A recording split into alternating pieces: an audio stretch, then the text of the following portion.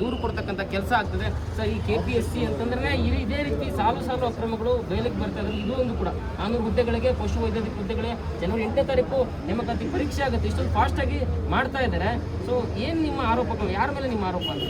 Sir, ಈ ಒಂದು system ವಿರುದ್ಧ ಸರ್. ಯಾಕೆಂದರೆ KPSC ಇರೋಂಥ ಮಾಜಿ ಚೇರ್ಮನ್ ಏನಿದ್ರು ಸಾವುಕಾರ ಶಿವಶಂಕರಪ್ಪ ಅವರು ಸಂಬಂಧಿಕರು ಇದರ ಲಿಸ್ಟಲ್ಲಿ ಇದ್ದಾರೆ ಅಂತಂದರೆ ಒಂದೆರಡು ಪೋಸ್ಟ್ ಅಲ್ಲ ಸರ್, ಸುಮಾರು 50-60 ಪೋಸ್ಟ್ ಇವ್ರಿಗೆ ಬೇಕಾಗಿರೋರು ಮಾಡ್ಕೊಂಡಿದ್ದಾರೆ. ಒಂದು ಪೋಸ್ಟ್ 1:3 ಲಿಸ್ಟ್ ಬಿಟ್ಟಿದ ತಕ್ಷಣ ಈ ಅದರಲ್ಲಿ ನೇಮ್ ಇರಲ್ಲ, ಅಂದರೆ ನೇಮ್ ಅಷ್ಟೇ ಇರುತ್ತೆ, ಮಾರ್ಕ್ಸ್ ಇರಲ್ಲ, ಅಡ್ರೆಸ್ ಇರಲ್ಲ, ಒಂದು ರಿಜಿಸ್ಟರ್ ನಂಬರ್ ಇರುತ್ತೆ ಅಷ್ಟೇ. ಅದು ಬಿಟ್ಟರೆ ಬೇರೆ ಇನ್ನೇನು ಇರಲ್ಲ ಸರ್. ಮಧ್ಯವರ್ತಿಗಳು ಏಜೆಂಟ್ ಇಟ್ಬಿಟ್ಟು ಅವ್ರಿಗೆ ಕಾಲ್ ಮಾಡಿಸಿ ಸ್ಟೂಡೆಂಟ್ಸ್ಗೆ 80 ಲಕ್ಷ ಡಿಮ್ಯಾಂಡ್ ಮಾಡ್ತಾರೆ. ಇವರು 40 ಲಕ್ಷ ಫಸ್ಟ್ ಕೊಡಿ, ಆಮೇಲೆ 40 ಲಕ್ಷ ಲಿಸ್ಟ್ ಬಿಟ್ಟ ಮೇಲೆ ಕೊಡಿ ಅಂತೇಳಿ ಸುಮಾರು ಜನ ಕಾಲ್ ಮಾಡಿಸಿ ಇವರೇನು ಮಾಡಿದ್ದಾರೆ, ಹುದ್ದೆಗಳನ್ನು ಮಾರ್ಕೊಂಡಿದ್ದಾರೆ. ಬರೀ KPSC ಚೇರ್ಮನ್ ಅಷ್ಟೇ ಅಲ್ಲ ಸರ್, ಇದರಲ್ಲಿ KPSCಲಿರೋ ಮೆಂಬರ್ಸ್ ಕೂಡ ಇದರಲ್ಲಿ ಇನ್ವಾಲ್ವ್ಮೆಂಟ್ ಇದ್ದಾರೆ. ಇದರಲ್ಲಿ ಭಾಳಷ್ಟು ಅಕ್ರಮ ಆಗಿದೆ. ಏನಿವತ್ತು ಜುಲೈ 17ನೇ ತಾರೀಕು ಒಂದು ಲಿಸ್ಟ್ ಬಿಟ್ಟಿದ್ದಾರೆ, ಇದ್ರ ಮೇಲೆ ತುಂಬ ಗಂಭೀರವಾದಂಥ ಆರೋಪ ಇದೆ. ನಾವು ಕೂಡ ಮಧ್ಯವರ್ತಿಗಳನ್ನು, ಏಜೆಂಟನ್ನು FIR ಮಾಡಿದ್ವಿ, ಅವ್ರನ್ನ ಬಂಧಿಸಿ ಜೈಲಿಗೆ ಕಳಿಸಿದ್ದಾರೆ ಅಂತ ಅಷ್ಟೇ ಕೆಲಸ ಮಾಡಿದ್ದಾರೆ. ಬಟ್ ಈ ಮಧ್ಯವರ್ತಿಗಳನ್ನು KPSC ಚೇರ್ಮನ್ ಏನಿದ್ದಾರೆ ಇವ್ರನ್ನ ಗಲ್ಲಿಗೇರಿಸ್ಬೇಕು ಸರ್. ಪ್ರತಿಯೊಂದು ಎಕ್ಸಾಮ್ಸಲ್ಲೂ ಈ ರೀತಿ ಅಕ್ರಮ ಆಗ್ತಾ ಇದೆ.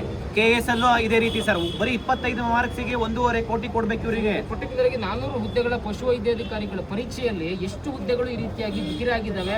ಸೊ ಶಿವಶಂಕರಪ್ಪರ ಕಡೆಯಿಂದ ಎಷ್ಟು ಹುದ್ದೆಗಳು ಬಿಕರಿ ಆಗಿದ್ದಾವೆ, ಅಥವಾ ಸದಸ್ಯರ ಕಡೆಯಿಂದ ಎಷ್ಟು ಹುದ್ದೆಗಳು ಸೇಲ್ ಆಗಿದ್ದಾವೆ ಅಂತ ಸರ್? ಬರೀ ಎಕ್ಸಾಂಪಲ್ ಹೇಳೋದಾದ್ರೆ 400 ಹುದ್ದೆಗಳು ಇದರಲ್ಲಿ 319 ಜನದ್ದು ಫೈನಲ್ ಲಿಸ್ಟ್ ಬಿಟ್ಟಿದ್ದಾರೆ ಸರ್. ಈ ಒಂದು ಫೈನಲ್ ಲಿಸ್ಟಲ್ಲಿ ನಮ್ದು UPSC ನಡೆಸಿರೋಂಥ IRS ಎಕ್ಸಾಮ್ಸಲ್ಲಿ, IFS ಎಕ್ಸಾಮ್ಸಲ್ಲಿ ನಮ್ಮ ಕರ್ನಾಟಕದಲ್ಲಿ ಟಾಪರ್ಸ್ ಬಂದಿರೋದು ಅವರು ಎಕ್ಸಾಮ್ಸ್ KPSCಲಿ ಎಕ್ಸಾಮ್ ಬರ್ತಿದ್ದಾರೆ. ಅವರು 300 ಮಾರ್ಕ್ಸ್ ತೊಗೊಳಕ್ಕಾಗ್ತಾ ಇಲ್ಲ. ಆದರೆ ಇಲ್ಲಿ KPSC ಸಂಬಂಧಿಕರು ಮತ್ತು ಮಧ್ಯವರ್ತಿಗಳಿಂದ ದುಡ್ಡು ತೊಗೊಂಡವರು 450 ಮಾರ್ಕ್ಸ್ ಹೆಂಗೆ ಬರುತ್ತೆ ಸರ್? ಈ ಥರದವರೇ ಸುಮಾರು 60 ಜನ ಇದ್ದಾರೆ, 60-70 ಜನ. ಇದನ್ನು ಬರೀ ಮೇಲ್ನೋಟಕ್ಕೆ ಬರೀ 60-70 ಜನ ಇವರೇ ಇದ್ದಾರೆ ಅಂತಂದರೆ ಮೋರ್ ದೆನ್ 60-80% ತನಕ ಇದು ಸ್ಕ್ಯಾಮ್ ಆಗಿದೆ ಸರ್.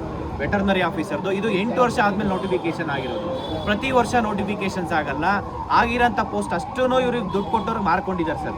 ಇದನ್ನ ತುಂಬಾ ಗಂಭೀರವಾಗಿ ತಗೊಂಡಿಲ್ಲ ಅಂದ್ರೆ ರಾಜ್ಯ ಸರ್ಕಾರ ಇದನ್ನ ಇನ್ನೂ ದೊಡ್ಡ ಮಟ್ಟಕ್ಕೆ ಹೋರಾಟ ಮಾಡ್ತೀವಿ ಸರ್. ಯಾವುದೇ ಕಾರಣಕ್ಕೂ ಹುದ್ದೆಗಳಲ್ಲಿ ಅಕ್ರಮ ಆಗಿದೆ ಅಂತಕ್ಕಂಥ ನಿಮ್ಮ ಆರೋಪ. ನಿಮ್ಮ ಆಗ್ರಹ ಏನು, ಕೊನೆ ಬೇಡಿಕೆಯನ್ನು ಯಾವ ರೀತಿ ಅಂದ್ರೆ ರದ್ದಾಗಬೇಕಾ, ಈ ಒಂದು ಪ್ರಕ್ರಿಯೆನೇ ಹೊಸದಾಗಿ ಮಾಡಬೇಕಾ ಅಂತಕ್ಕಂಥದ್ದು ಸರ್? ಈ ಮಧ್ಯವರ್ತಿಗಳು ಏನಿದ್ದಾರೆ ಅವರು ಮತ್ತೆ KPSC ಚೇರ್ಮನು ಮತ್ತೆ ಮೆಂಬರ್ಸ್ ಯಾರ್ಯಾರು ಇನ್ವಾಲ್ವ್ಮೆಂಟ್ ಆಗಿದ್ದಾರೆ ಇವ್ರನ್ನ CBI ತನಿಖೆ ಕೊಡಬೇಕು, ಇವ್ರನ್ನ ಗಲ್ಲಿಗೇರ್ಸೋಂಥ ಕೆಲಸ ಆಗಬೇಕು, ಮತ್ತು ಇವರಿಗೆ ನ್ಯಾಯ ಕೊಡ್ಸೋಂಥ ಕೆಲಸ ಆಗಬೇಕು ಸರ್.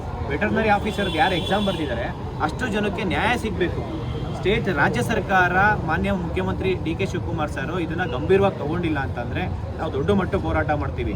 ಅದು ಎಕ್ಸಾಮ್ ಇದು ನೋಡಿ ಸರ್, ಇದು ಪ್ರತಿ ಸತಿ ಇವರು ಇಷ್ಟೆಲ್ಲ ಬಂದಿದ್ದಾರೆ ಅಂತಂದರೆ ಎಷ್ಟು ಅಕ್ರಮ ಆಗಿರಬೇಕು ಅಂತಂದರೆ ಅರ್ಥ ಮಾಡ್ಕೊಳ್ಳಿ ಸರ್. ಇದು ವೆಟರ್ನರಿ ಆಫೀಸರ್ ಒಂದೊಂದು ಪೋಸ್ಟಿಗೂ ತುಂಬ ಇಂಪಾರ್ಟೆಂಟ್ ಇದೆ, ವ್ಯಾಲಿಡ್. ಯಾಕೆಂದರೆ ಗ್ರೂಪ್ ಎ ಪೋಸ್ಟು ಇವ್ರು ಇಷ್ಟು ಅಕ್ರಮ ಮಾಡಿದ್ದಾರೆ ಅಂತಂದರೆ ಇದ್ರ ಮೇಲೆ ಗಂಭೀರವಾಗಿ ಇದು ಕ್ರಮ ತೊಗೊಬೇಕಂತ ಹೇಳ್ಬಿಟ್ಟು ಈ ಮೂಲಕ ಒಟ್ಟಾರೆ ಪಶು ವೈದ್ಯಾಧಿಕಾರಿಗಳ ಹುದ್ದೆಗೆ ಯಾರು ಎಕ್ಸಾಮ್